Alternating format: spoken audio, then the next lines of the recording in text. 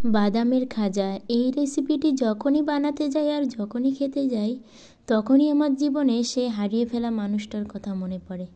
সে ছাড়া কখনো কেউ এই খাবারটি বাজার থেকে যত্ন করে কিনে এনে আমাকে খাওয়ায়নি।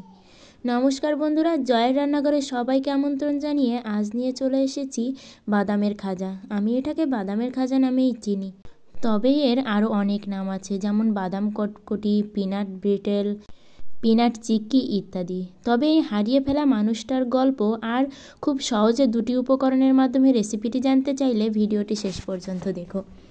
শুরুতেই আমি এখানে চিনিটা গলানোর জন্য অল্প পরিমাণে জল দিয়ে নিলাম। এবার আমি পরিমাণ মতো চিনিটা দিয়ে নিলাম। এবার এটাকে আমি জাল দিয়ে চিনিটাকে গলিয়ে নেব। আর আমার জীবনে সে হারিয়ে যাওয়া মানুষটা হলো আমার স্বর্গীয় দাদু। আর এই খাবারগুলো না দোকানে সবসময় বিক্রি হতো না।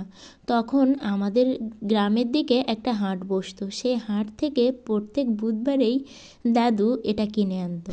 দাদুও এটা ভীষণ খেতে পছন্দ করতো, আর দাদুর পছন্দের জন্য আমাদেরকেও এটা খাওয়াতো, যার কারণে এর প্রতি একটা আলাদা ভালোবাসা জন্মে গেছে। আমি চিনিটাকে ততক্ষণই জাল দিলাম যতক্ষণ না পর্যন্ত হাতে চিনিটা লেগে লেগে আসে। এবার আমি একটি থালাতে অল্প পরিমাণে তেল দিয়ে নিলাম। আর এদিকে কিন্তু বাদামটাকে আমার ভালো করে এই চিনির সঙ্গে জাল করে নিতে হবে। এভাবে জাল করতে করতে যখন দেখবেন যে খুন্তির উপরে বাদাম উঁচু করলে বাদামটা নিচে পড়ে যাচ্ছে না, সেই সময়ই ভাববেন এটা হয়ে গেছে।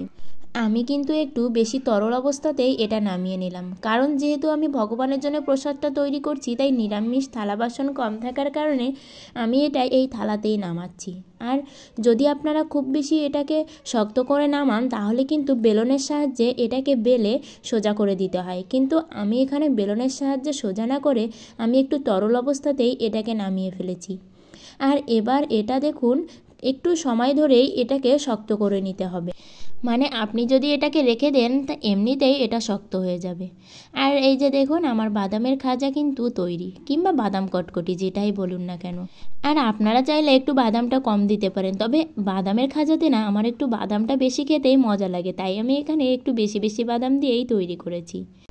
আমার এই প্রসেসে আপনারা এটা তৈরি করলে খুব সহজেই এটাকে বানিয়ে ফেলতে পারবেন। আজকের এই সোজাসাপটা ভিডিওটি যদি আপনাদের ভালো লেগে থাকে তাহলে ভিডিওটিতে লাইক কমেন্ট করে শেয়ার করবেন, আর আমার চ্যানেলটি সাবস্ক্রাইব করে পাশের ঘন্টাটি বাজিয়ে বন্ধু হয়ে পাশে থাকবেন, সাপোর্ট করবেন।